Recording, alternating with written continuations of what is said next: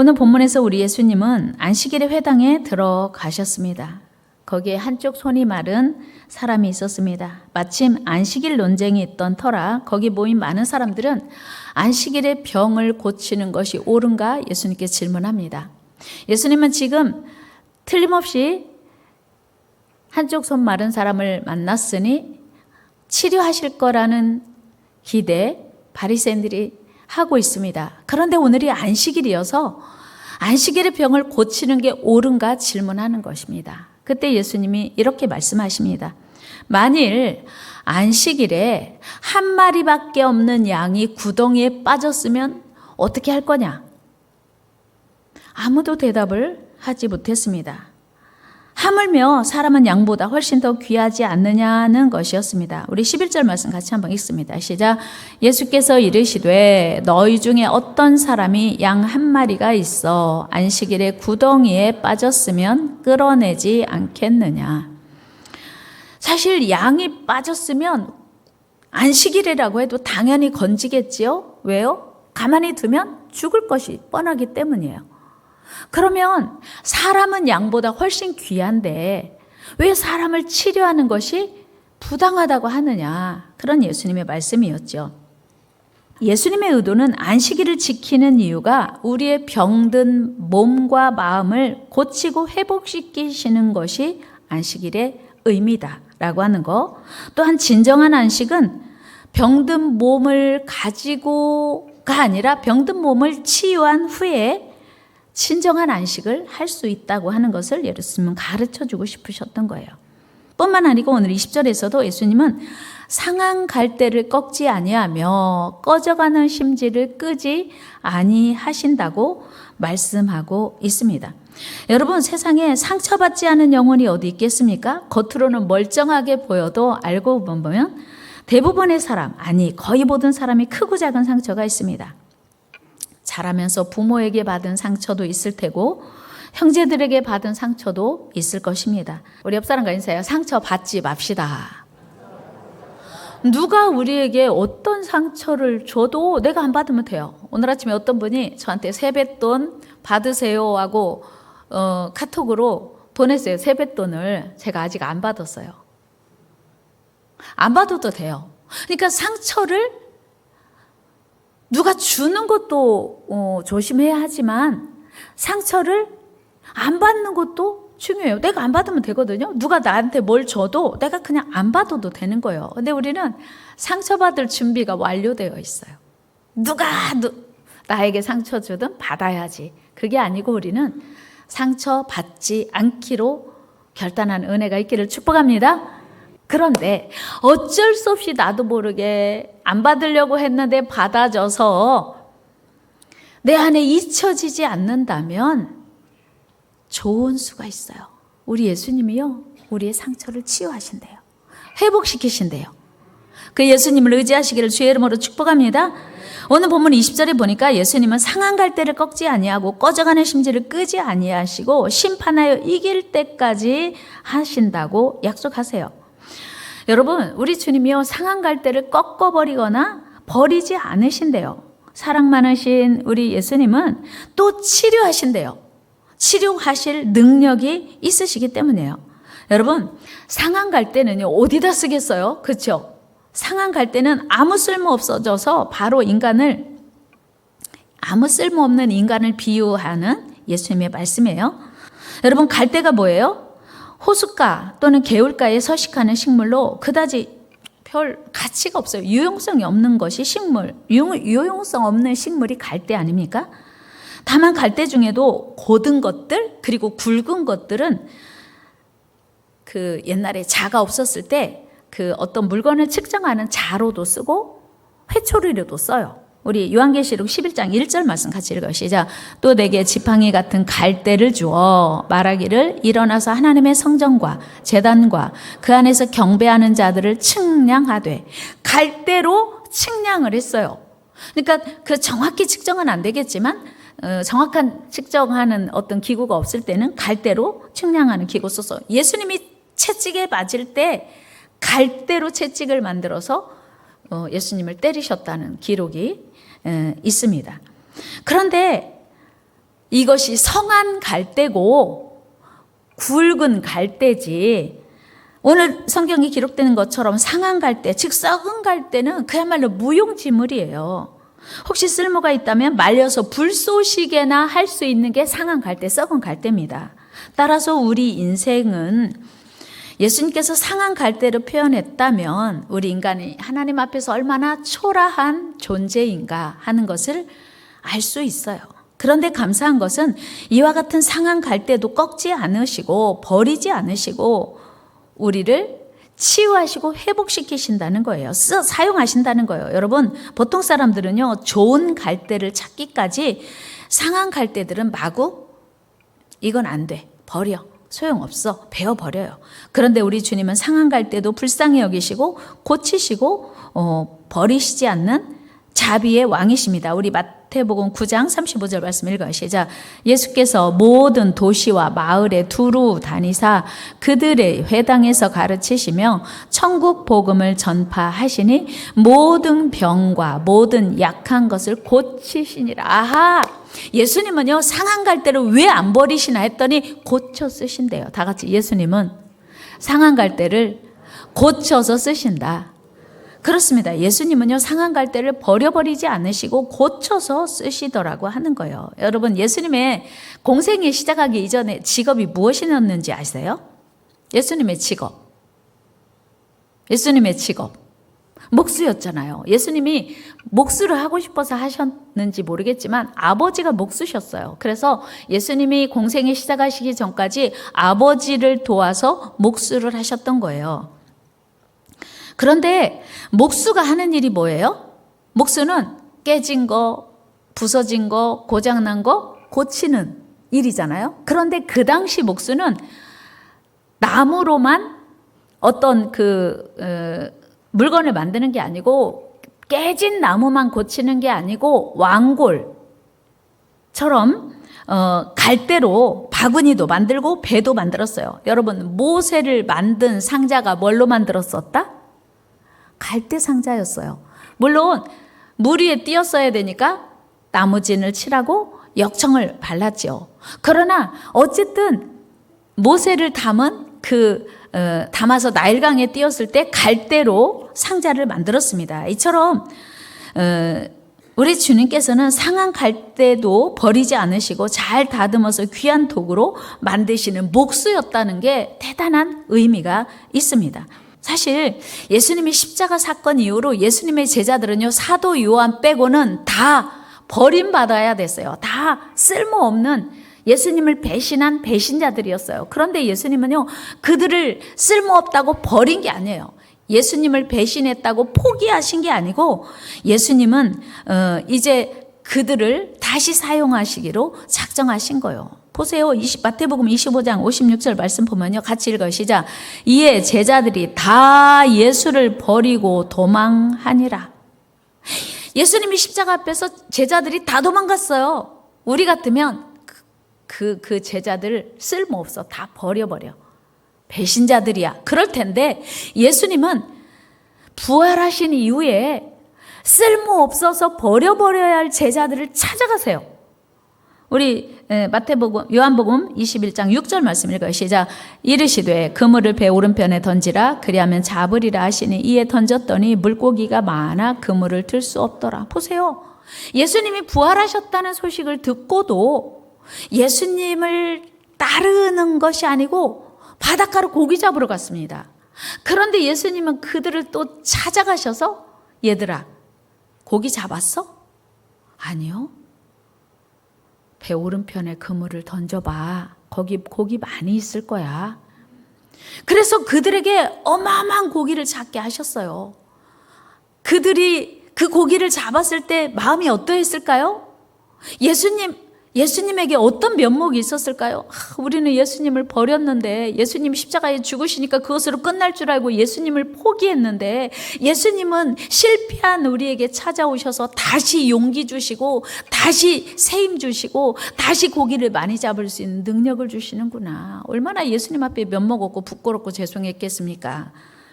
그리고 예수님이 그들에게 뭐라고 말씀하세요? 21장 15절 같이 읽어요. 시작. 그들이 조밥 먹은 후에 예수께서 시몬 베드로에게 이르시되 요한의 아들 시몬아 네가 이 사람들보다 나를 더 사랑하느냐 하시니 이르시되 주님 그러하나이다. 내가 주님을 사랑하는 줄 주님께서 아시나이다. 이르시되 내 양을 먹이라 하시고 아멘. 지금 빈 배를 가득 채워주신 것도 죄송하고 황송한데 배고픈 그들에게 밤새 고기 잡기로 지친 그들에게 이제 조반을 차려주시고 같이 식사하신 후에 물어보시는 거예요. 얘들아 너희가 나를 아직도 사랑하니? 그때 사랑합니다 대답하기 얼마나 어려웠겠어요. 예수님을 배반하고 도망갔으니. 그런데 3번 연거푸 질문하세요. 왜요? 베드로가 예수님을 3번 모른다고 부인했거든요. 그러니까 3번 모른다고 부인했던 그 실패를 다시 만회하기 위해서 예수님이 3번 다시 질문하시는 거예요. 네가 나를 사랑하느냐? 그리고 사명 주세요. 내 양을 먹이라, 내 어린 양을 치라. 여러분 보세요. 실패한 베드로, 상한 갈대 같은, 썩은 갈대 같은 베드로를 지금 고치시는 장면이에요. 그리고 그 베드로를 고쳐서 다시 사명을 주시면서 다시 이제 하나님의 사람으로 회복시켜 주십니다. 그들은 이후로 하나님 나라에 꼭 필요한 하나님의 의의 무기가 되었습니다. 로마서 6장 13절 같이 한번 읽으시자. 또한 너희 지체를 불의의 무기로 죄에게 내주지 말고 오직 너희 자신을 죽은 자 가운데서 다시 살아나신 자 같이 하나님께 드리며 너희 지체를 의의 무기로 하나님께 드리라. 보세요 여러분. 사도행전의 베드로는요 복음서의 베드로와는 판이하게 다릅니다. 베드로는 그 이후로 담대하게 예수 그리스도의 복음을 전함으로 무려 하루에만 3,000명, 5,000명씩 회개시키는 능력의 사역자가 되었습니다. 뿐만 아니고 한 번도 걸어본 적 없는 이제 그 지체 장애인을 일으켰어요. 뿐만 아니고 베드로가 죽은 사람도 살렸습니다. 우리 사도행전 9장 40절 읽어 시작. 베드로가 사람을 다 내보내고 무릎을 꿇고 기도하고 돌이켜 시체를 향하여 이르되 다비다야 일어나라 하니 그가 눈을 떠 베드로를 보고 일어나 앉는지라. 아멘. 보세요. 베드로가 예수님에게서 다시 사명을 받고 치유되고 회복되니까 죽은 자도 일으켜 세우는 그런 능력 있는 하나님의 사람이 된 거예요. 상한 자를 고치시는 주님을 우리가 만나야 할 이유인 줄로 믿습니다. 이처럼 우리 하나님의 치유는요 완전한 치유예요. 온전한 치유입니다. 여러분 상처와 아픔으로 가득한 그야말로 상한 갈대와 꺼져가는 그런 등불처럼 우리가 그런 상태에 있을지라도 주님을 만나면 주님이 오늘 우리를 만지시고 고치시고 치유하셔서 새롭게 하신다는 사실을 우리는 기억해야 돼요. 여러분 지금 60대 이상 되신 분들은 아마 꺼져가는 등불, 심지, 등잔 아마 기억이 있을 수 있습니다. 예전에 등불은 석유, 등유로 불을 폈어요. 그런데 석유가 점점 말라가면요 불이 어떻게 해요? 이렇게 희미하게 흐릿하다가 꺼져가요. 그러면 어차피 잘 시간 되면 미리 꺼요. 기름을 더 부어야 되는데 그냥 기름 아끼기 위해서 그냥 더 이상 기름을 채우지 않고 불을 끄고 잡니다. 여러분 성경은 우리 인간의 영혼을 등불로 비유해요. 욥기서 18장 5절 6절 말씀 읽어 시작. 악인의 빛은 꺼지고 그의 불꽃은 빛나지 않을 것이요 그의 장막 안의 빛은 어두워지고 그 위에 등불은 꺼질 것이요. 예. 그러니까 악인의 빛 이게 그 사람의 빛인 거예요. 사람의 빛 등불이고 사람의 빛이에요. 그 다음에 그 잠언 13장에 보면 환하게 빛나는 등불은 의인과 같다고 말씀합니다. 시작. 의인의 빛은 환하게 빛나고 악인의 등불은 꺼지느니라. 아멘. 자 보세요. 오늘 우리가 읽은 본문 말씀이 단순히 꺼져가는 심지 등불 얘기가 아닌 거를 아시겠죠? 상한 갈대도 우리를 이야기하는 것이고 꺼져가는 심지도 우리 인간을 묘사하고 있다는 사실이에요. 그렇다면 꺼져가는 등불이란 무엇일까요? 그것은 하나님께 대한 소망이 꺼져가는 메마른 영혼, 열정이 식은, 신앙의 열정이 식은 성도를 가리키는 말씀으로 해석할 수 있습니다. 여러분, 꺼져가는 등불로는 아무것도 할 수 없어요. 혹시 꺼져가는 등불이 이해가 안 되시면 우리 일회용 그 버너 쓰죠. 거기에 보면 그 가스를 충전해가지고 사용하는데 가스가 다하여가면요, 불이 점점 약하여 가다가 나중에 그 불이 뭐라 그럴까요? 힘없이 그냥 사그러들어 버려요. 기억해야 될 것은 열정이 있어야, 기름이 있어야, 그러니까 꺼져가는 심지가 아니고 충만한 환한 그런 등불이어야 어떤 일을 할 수 있어요. 신앙생활도요, 영적 열정이 있어야 신앙생활 잘할 수 있습니다. 열정이 있어야 큰 일도 할 수 있습니다. 열정이 있어야 어떤 분야의 업적도 남길 수 있습니다. 예술도 종교 생활도 왕성하게 할 수 있습니다. 훌륭하게 수행할 수 있습니다. 여러분, 기름이 충분하여 환하게 빛나는 등불 같은 성도가 되고 싶으십니까? 그렇게 되기를 축복합니다. 그러려면 뜨거운 열기를 발해서 하나님께 제물로 드리는 성전의 등불 같은 존재가 되기 위해서는 우리가 아무리 노력해도 안 돼요. 우리 힘으로는 안 돼요. 우리는요, 내가 절대로 주님을 멀리하지 않으리라, 내가 신앙이 절대로 식지 않으리라, 열정적으로 신앙생활을 하리라, 그렇게 결단하잖아요. 우리 2023년 그렇게 신앙생활하기를 축복합니다. 우리 열정적으로 신앙생활 합시다. 우리 열정적으로 신앙생활 합시다. 뜨겁게 신앙생활 합시다. 그러나 그렇게 우리가 다짐한다고 해서 우리 열정이 계속되는 것이 아닌 것을 우리는 경험을 통해서 알게 됩니다. 그럼 어떻게 해야 됩니까? 나도 모르게 신앙이 식어가고 형식적이 되고 기계적이 될 때가 있습니다. 이때 우리는 다시 기름을 공급해 주시는 분, 바로 예수 그리스도를 사모해야 돼요. 만나야 돼요. 우리는 이 사실을 늘 기억해야 돼요. 존 버년의 철로 역정을 보면 신앙의 화덕에 연료를 계속 공급하는 이가 등장합니다. 그분이 누구요? 예수 그리스도라고 철로 역정은 말하고 있습니다.